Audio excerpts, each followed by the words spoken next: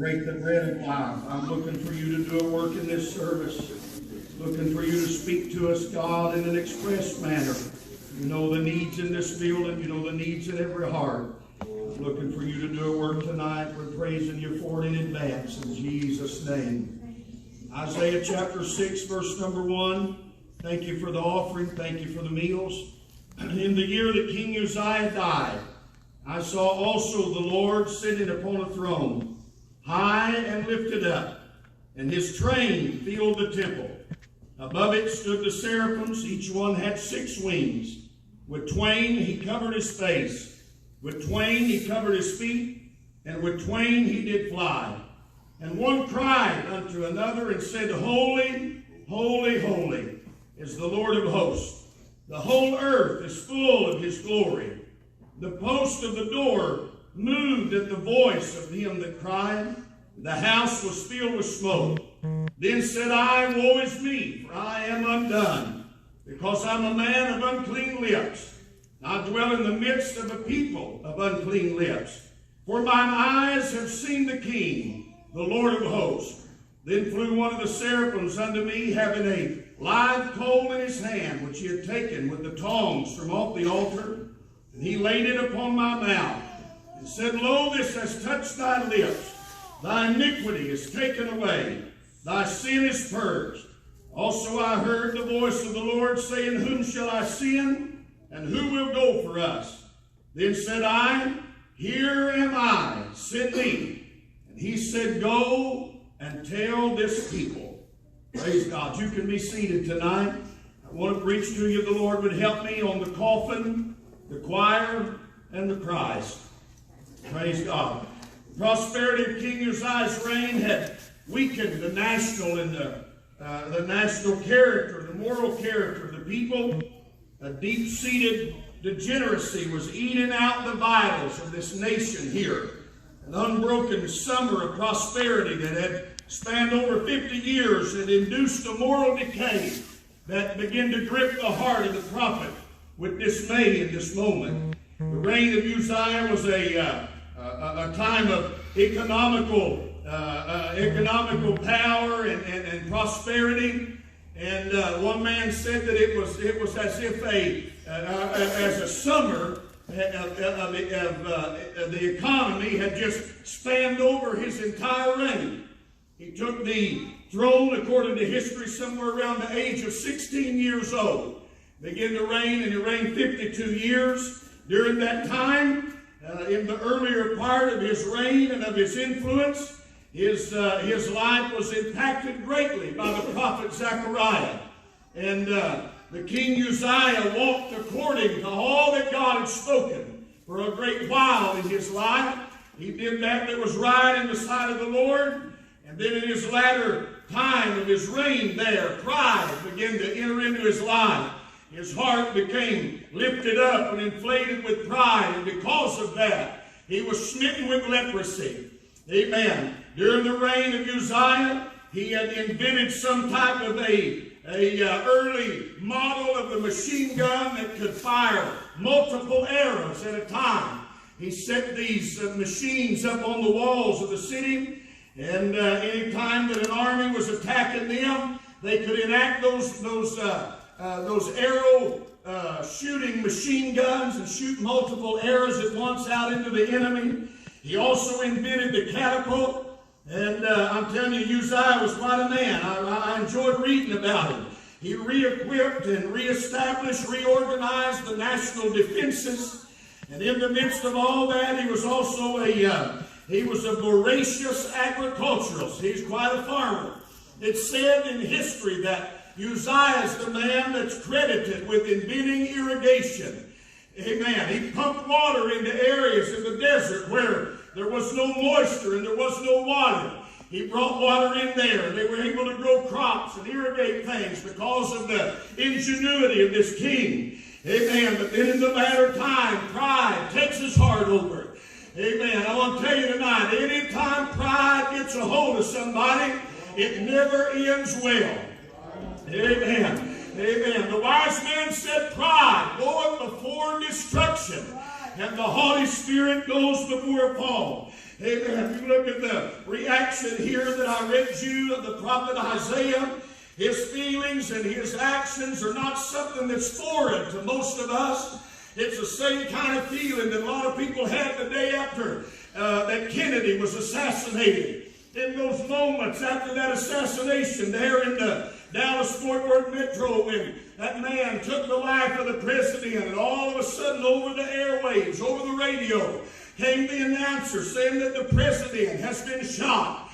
Later on in the evening, after he'd been taken to the emergency room, and then the call went back out and said the president is dead. Amen. In that airplane, they swore in President Lyndon B. Johnson to take his place. And I'm telling you, people were shook up over that. It got America's attention. Amen. In more recent history, in the 9/11 attacks on our nation, people were absolutely shocked. They were amazed by it. They were turned off against the Muslim community. Amen. Church attendance for a span of time soared, as it often does after those moments of fear and turbulence and problems. And it seemed like there's this dread of an uncharted tomorrow. And all of a sudden, in those moments like that, people wrap their robe of righteousness around them and they run to God for Him to help them. Amen. Oh, I want the Lord to help me preach to you tonight. Amen. Always that church attendance soars. People get spiritual in crisis. They always do. I'm reminded of a story, and I'm going to try to move quickly, not get sidetracked, so you stay with me if you will. I've got a lot of notes wrote down, a lot of things I need to work through here, and I'm trying to stay on track. I'm reminded of the story Brother Don Rich told. Said he was in an airplane, they hit turbulence, and the plane would drop, come back up, and in the midst of all that, Brother Rich began to pray. He said he noticed a great big guy sitting over from him just a ways, and I believe he said he had a ponytail and maybe had on biker-looking outfit, leather clothes, and amen, made up pretty tough-looking guy. And so they got off that airplane, walking through the terminal, and Brother Rich looked at him. He said, "Son, I heard you praying a while ago when we was in that storm." And he said that man turned around. He said, "You was too." Amen. Like it's some kind of a terrible accusation, but it don't matter if you're the preacher or the biker. People get spiritual when they get in trouble. Amen. So that's where we're at in this story. The nation's in disaster. The king is dead. No doubt he's laying in state somewhere. His body laying in repose. People are grieving. Nobody knows what's going to happen. The economy's unstable. Time's unstable. Tomorrow's uncertain. People's in trouble. Does it sound familiar? Don't know what's going to happen. We're going to have a recession. I don't know what's going on. The king's dead. But Isaiah does the right thing. He doesn't run, but he runs to the temple. He comes into that temple. He is overtaken with grief. Now, I want you to try to get this in your mind tonight. I can see Isaiah coming in. He's totally and completely engulfed in his moment. The king is dead. He doesn't know what to do. He's going to run to God, trying to find hope and consolation. It's always a wise thing to do. Anytime there's trouble, anytime there's national disaster, people need to go to God. That's what we need to do right now, what we're facing. Go to God. Isaiah runs in there, and as he enters the temple, there's a miraculous thing that begins to happen. He goes in there, and his mind, his eyes, his natural focus is on the coffin. Now, work with me here just a minute. I've tried to look during service tonight. This communion table set here is probably about the height of a coffin. Y'all agree with me? Everybody? I mean, we're not going to measure it. Don't hold me to it. If it's 2 inches low, don't go away and tell it I lied. Let's just understand what I'm saying, okay? It's about the right height. So when Isaiah runs into the temple, that's where his mind is focused, right there about 3 feet, 3.5 feet or so off the ground. Everything is focused on that coffin because the king is dead. But as he goes in there, all of a sudden the fabric of humanity begins to unravel around him. And Isaiah begins to see something beyond the coffin. He begins to see something above the coffin. He begins to see something greater than the coffin. Amen. All of a sudden he hears in his ear and he sees with his eye in the midst of his despair, in the midst of his dismay, he's lifted into another realm of the Spirit. And he said, I saw above that the seraphims there. And each one of them had 2 wings, those angelic creatures. And with 2 wings, they're covering up their face. And with 2 wings, they're flying around. And with 2 more wings, they're covering up their feet. Praise God. And as Isaiah sees that, begins to work with it, he begins to notice them, begins to focus on them. And his eyes are lifted from that coffin. And he begins to behold the heavenly choir. And they're chanting in antithetical unison. And they're saying, holy, holy, holy. And then one on this side says holy. And then one back yonder says holy. One up here says holy. Amen. And there's a resounding praise. And the prophet is completely caught up in it. He's lifted into another spiritual dimension. Above the dismay. Above the problem. Above the turbulence. Above the trial of the moment. Amen. Isaiah's eyes are lifted. And when his eyes are lifted, his spirits are lifted. And he focuses then on the choir. Praise God. I can't guarantee, so I'm just trying to preach the best I know how. So we got the coffin here. If angels are flying, okay, if they're flying, in the Bible, didn't the Bible say they was flying? And what it said? They got 2 wings over their face, 2 wings over their feet, and with 2 more wings, they flew. Now, give me a little latitude here. Don't you think that if they were flying, they weren't flying a foot off the ground? Hello? Where do you think they was flying? I mean, if you was to see angels in here flying tonight, when things fly, do you look down to see it? Now, I'm not talking about a swooping bull bat looking for a bug now. We're talking about an angel. If I was going to look tonight where I thought there would be an angel flying, folks, I'm telling you, I'd be looking up at least head high. Amen. The Bible said they were flying somewhere in that thing. I don't know. I can't imagine what that looked like. I want you to listen to me tonight. The requirement to Isaiah change in dimension was the lifting up of his eyes. You're going to have to change your focus if you ever hear anything different than the noise of the news. If you ever hear anything different than the mania of the media. If you ever hear anything different than the clamor out in the streets around us. Amen. And what you're dealing with in your life, what you're dealing with in your family, you're going to have to get your eyes lifted up. Lord, help me, Holy Ghost. Isaiah's eyes are lifted. And in that moment, he sees those angelic beings. They're crying out. They're flying and they're crying all at the same time. Praise God, you can't keep your eyes on the tragedy in your moment and expect to ever see Christ glorified. Amen. Oh, I got to pray this evening, this morning, through the day. I said, God, in addition to the terror and the panic of our age and our moment, what we're dealing with right now in America, in addition to that, these people already had problems, burdens, turmoil. Come on, are you with me? Whatever you were dealing with 2 weeks before Corona became a household word was already enough to get some of us in a moment of perplexity. It was already enough to make some of you feel like you couldn't go another mile. Already enough to make some of you feel despair in your spirit.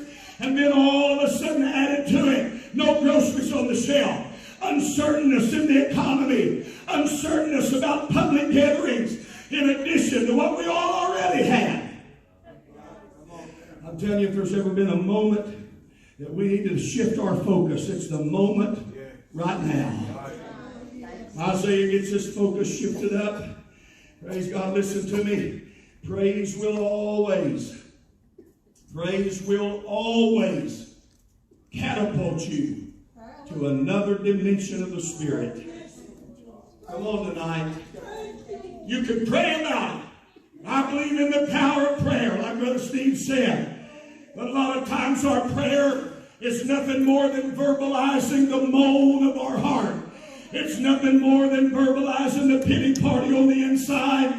A lot of time all we do is talk about our trouble. We fuss to God, we fume to God, and we call it prayer. But I'm going to tell you something. You cannot lift your eyes from what you're dealing with in your moment and begin to worship God and hear the angels sing without it changing your perspective. And the reason that Isaiah's perspective was changed was because of worship.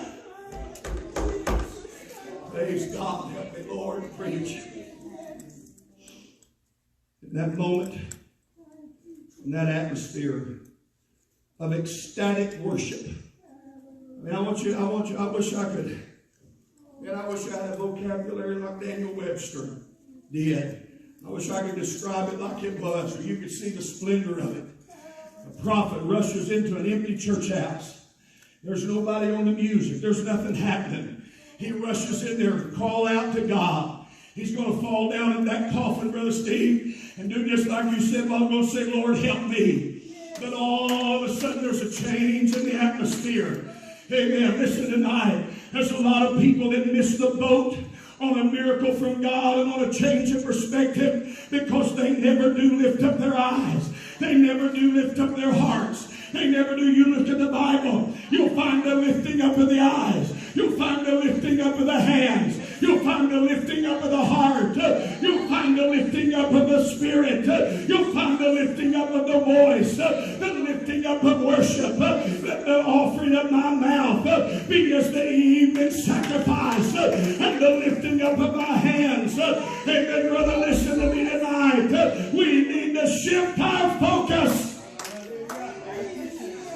Oh, reach. Amen. I'm telling you, the devil's going to do with a scare about some things in our world what he could not do with discouragement, what he has not been able to do to you with family crisis, what he's not been able to do with you, amen, in social awkwardness. Amen. If the devil can get us so afraid that we don't want to worship, we're afraid somebody will pat us on the back. We don't want to get in a prayer line. I don't want anybody to touch me. I want you to listen tonight. I got to look higher today than the coffin that the media presented, than the coffin that my own experience, than the coffin in my problem. And I began to hear a sound that was greater. And the angels are still singing. Oh, help me, Lord. In this moment of ecstatic worship, Christ is ushered from glory to glory, from glory's world beyond to the glory inside that earthly temple. And in a vision of splendor, unlike any of us have probably ever personally witnessed, Isaiah said, I didn't just see Uzziah dead, and I didn't just see the choir singing. Amen. Look right here. Oh, help me, Lord. I'm trying to hurry. If I ever get up behind this pulpit, I'll probably never get back. Hallelujah. Help me, Jesus. Look at this communion table. I want you to look at it. Put your eyes right there on that thing. Just envision a cold, gray coffin there. Now, I want all of you without, please look right here. Look at this table. This is a coffin for the moment, okay? It's not a beautiful communion table with a gorgeous arrangement on it. This is a coffin. Does anybody see the coffin? Do you? Brother Jared Daniels sees the coffin. Thank God for my participant. Does any of the rest of you see this coffin? Now I want you with your eyes, I want you to find where the choir sings in your church. Now what did you have to do that? This ain't a trick question. Some of you got, what'd you have to do? Now what do you see just above where the choir sings up there? The representation of what? Christ. The coffin, the choir, and above that Christ. In that moment, Isaiah said, I lost sight of those beautiful angels. All of a sudden, there was something more splendorous than all of those winged creatures that were flying. I saw the Lord sitting where? High and lifted up, and his train had filled the temple. And my God, I want to preach to you. And then he is the fullness. Ephesians 1:23 said, the fullness of him, it filleth all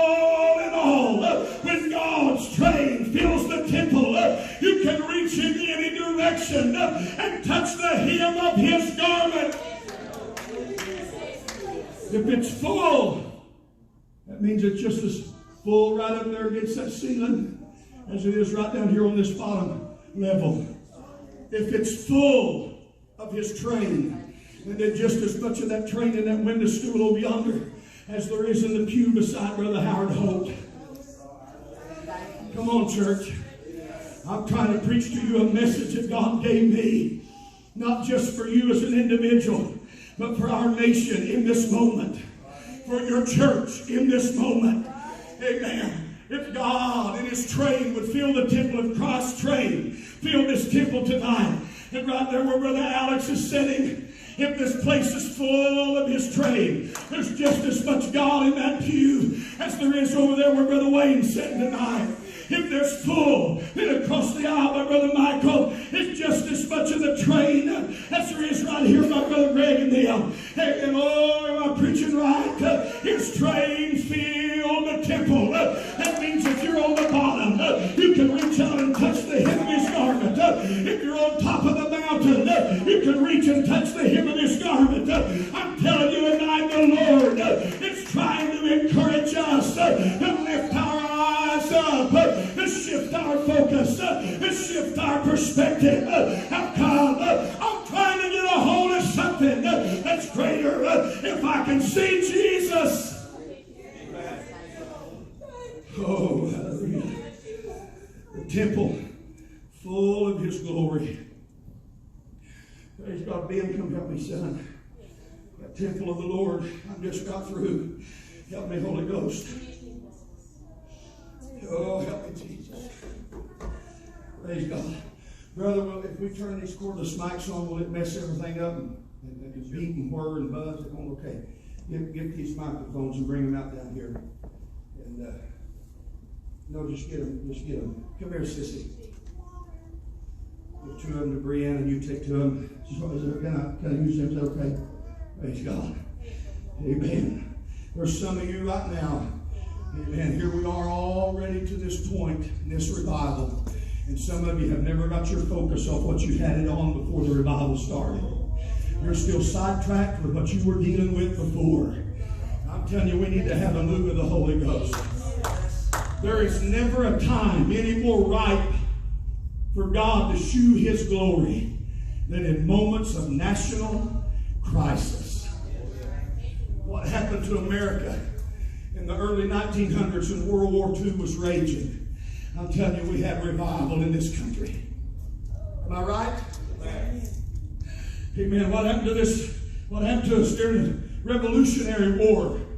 Amen. When all the turbulence of America's independence, there were men like George Mueller, men like John Wesley, others during the, amen, what happened? There was a great awakening in that late 1700s. There was a revival that shook this country. What happened after the Civil War? It was another great revival that took over America. What happened after the 1900s? Amen. It turned into the 1900s, World War I. And all of a sudden the Great Depression and then revival shakes the country. Then all of a sudden you got World War II. On the heels of World War II, it's the healing crusades of men like Billy Branham and Jack Coe and others. And America was shook with the wind of revival. Amen. What happened on the wake of that? Amen. Somewhere in the early 70s, there was another great revival that come across America. Amen. I'm telling you, we're long overdue for it. Amen. For God to send revival. Your Bible said in the last days, in that new God. I'm telling you, I know him. I know him in the power of his resurrection. I know him in the fellowship of his sufferings. I know him in his splendor. I know him by experience. I know him by the written word that he left us. But they that do know God are going to be strong and do exploits. I'm telling you, I hear something. It's the rustle of the angel. And that's the singing of the heavenly choir. And it's lifting my eyes. It's shifting my focus. Can you hear it? Can you look above what you've been looking at and see something more great than what you have saw? Oh, sweet Holy Ghost. Praise God. Somebody give one of those microphones to Jennifer, kids. When the mama turn the mic on. Oh, I need somebody to help me, please. I'm asking you not to be embarrassed or ashamed or shy. I don't know everybody that sings, but if you're a singer, amen, somebody right here in this center section, it's a singer. Raise your hand. You're not afraid to take a microphone and sing. Will you do it, somebody? Somebody? I'm going to give you about 2 more seconds. I'm going to call on somebody. Who sings right here? Come on, Jolie. And thank you for raising your hand. However unwillingly it may have been. Praise God. Give her a microphone. All right. Who's somebody over here? Somebody sings, raise your hand up. You're not afraid to get a microphone. Come on. You want to Brother Jody? Praise God. Amen. Ben, I'm going to let you off the hook. I want you to give your microphone to Brianna. Praise God. You all right? I just got through. I want us to try for just a moment. Come up here, baby. I want you, Sister Jolie, stand right in here, brother. All right? You got your mic on? I want us to try for just a moment, if you will. I want you to try to work with me, and I want us to recreate what happened to Isaiah. Okay? So you people that's got microphones are now seraphims. You're angels. Amen. Congratulations, brother and sister. Amen. You got Cleveland. You have an angelic daughter for the next few moments at least. Praise God. And those angels, and my voice is bad, and I'm not a singer anyway, but I want to tell you what those angels were saying. When Isaiah heard them, they were saying, holy, holy, holy. Am I right? So you know, if it was my angels, I'd want them to be singing like Brother Claude Ely and singing, crying holy unto the Lord. I'm crying holy unto the Lord. But that's probably not what they was doing. They probably worked from Pennington's Gap, Virginia. So we're going to try to get a little more proper with it. I'll tell you what I think they were saying for the sake of this message right here. I think they were saying, holy, holy, holy. Huh? Come on, baby, help me with it. Holy, holy, holy, blessed God Almighty. They were singing, wasn't they? They sang holy, holy. So can you do it? Will you work with me? Holy, holy, holy. Praise God. Come on, Brother Jody. Holy, holy, holy. Come on, Sissy. Holy, holy, holy. Now the Bible said they sung that, and one of them cried to the other. So when this one said holy, this one over here answered. And when they heard that one answer, the one up here, they said the same thing back. Praise God. So, honey, now when I point at you, sing. Ready? Holy, holy, holy, holy, holy, holy. Come on, sing it. Holy, holy, holy. Sing it again.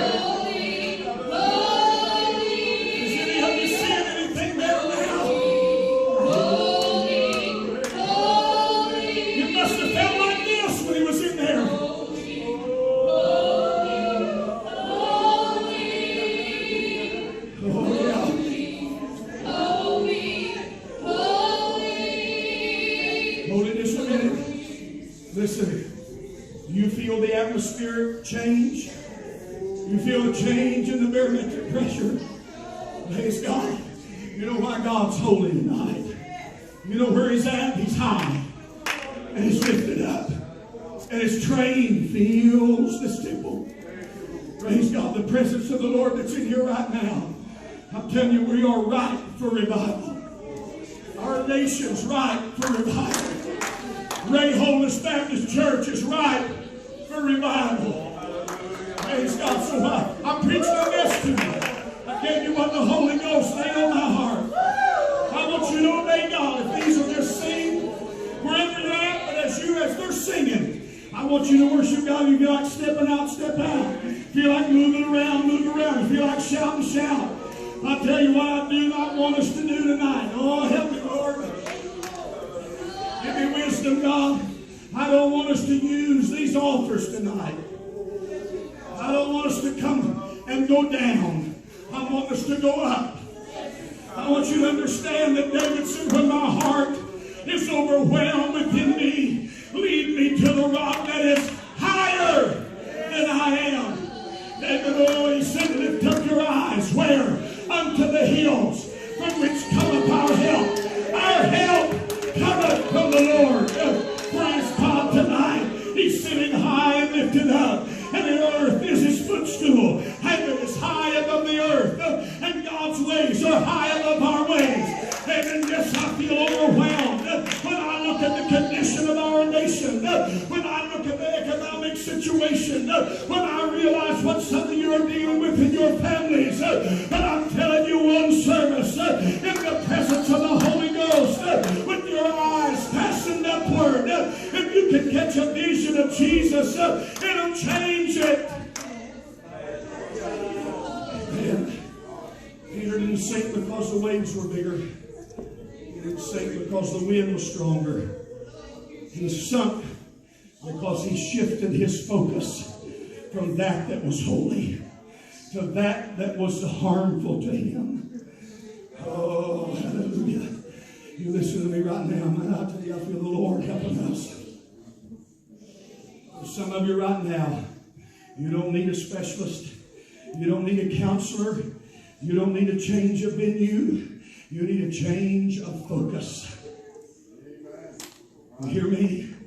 Just shifting your focus upward will make everything look different. The waves are no worse right now than they have ever been. The wind is no stronger now than it's ever been. But the reason some of you are sinking spiritually is because you've shifted your focus. Praise God. So instead of my tongue speaking death and discouragement, and my tongue, listen, sometimes you can pray, and in prayer to God, you can utter so much discouragement, and you can name your problem to such a degree that you take on greater weights of discouragement in prayer. But you can never extol the majesty of the Savior without being lifted into His presence. It's like stepping on an elevator. You know those escalators going up. When you step on those things, no matter how bad you want to stay down, you can climb down an escalator that's going up, but you're going to work to do it. And I'm telling you, if you're worshiping God from the depths of your spirit tonight, you're going to have to work to get discouraged. You're going to have to work to feel like giving up. You're going to have to work to feel like giving in. You're going to have to work to feel like going under, because there's something that catches you like that escalator. And Brother Lord, it starts lifting me. I may be crippled tonight, but the escalator of worship can carry me higher. I may be too weak in myself, but all I got to do is catch an angel wing as they're flying high to the throne of God. And brother, I'm telling you, they're going to lift me up. He said, I bore you on the wings of eagles, and I brought you up unto myself. I tell you, underneath my feet right now, I feel the lifting of the Spirit. I feel God lifting me higher. Amen, brother, I feel lighter right now than I did when I stepped in this pulpit. It's because God's presence has a power about it to lift me up. Well, let's raise our hands and worship God this moment. Oh, hallelujah.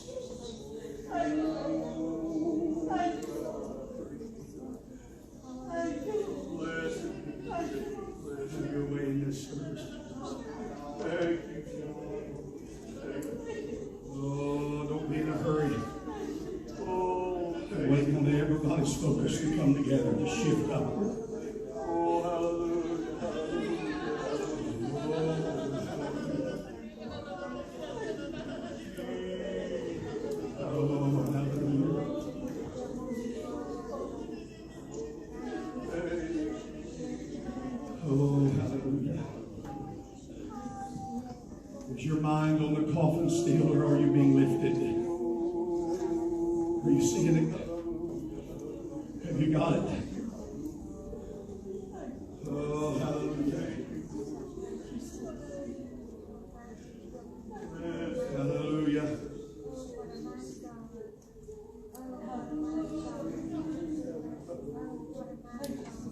Hallelujah, hallelujah, hallelujah.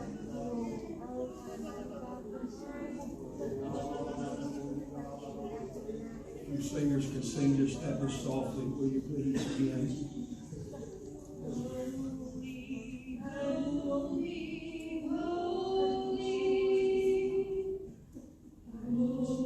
Sing it over and over.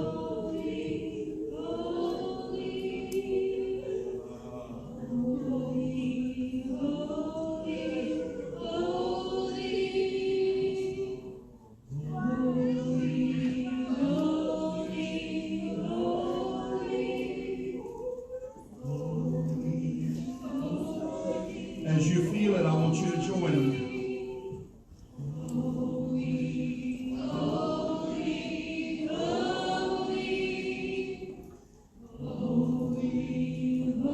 It may take some of you longer to shift your focus than others, but when you get it shifted, join in.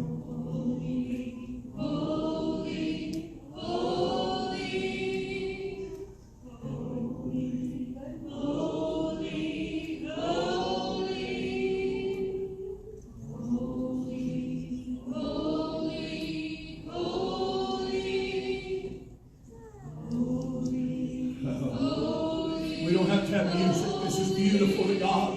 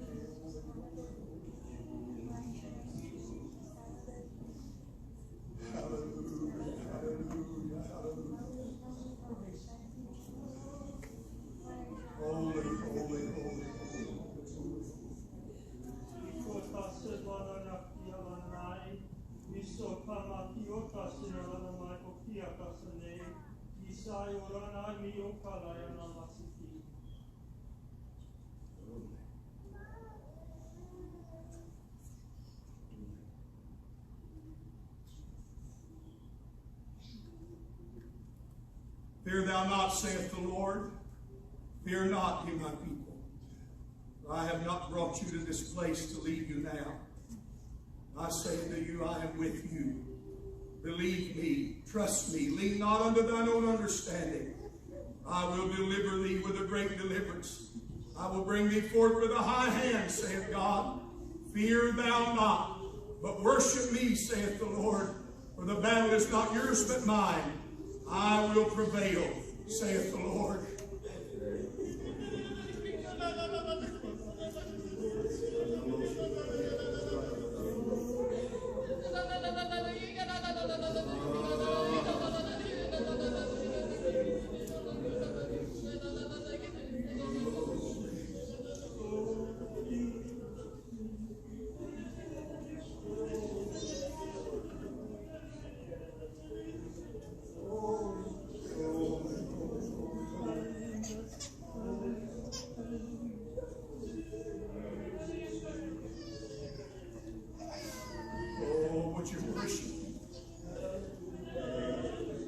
I'm done preaching. This is altar service right here.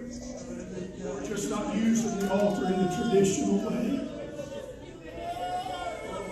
If you need to step out and come up front and stand, that's all right. I'm just asking you, don't come and bury your head. Praise God. God's going to lift us up.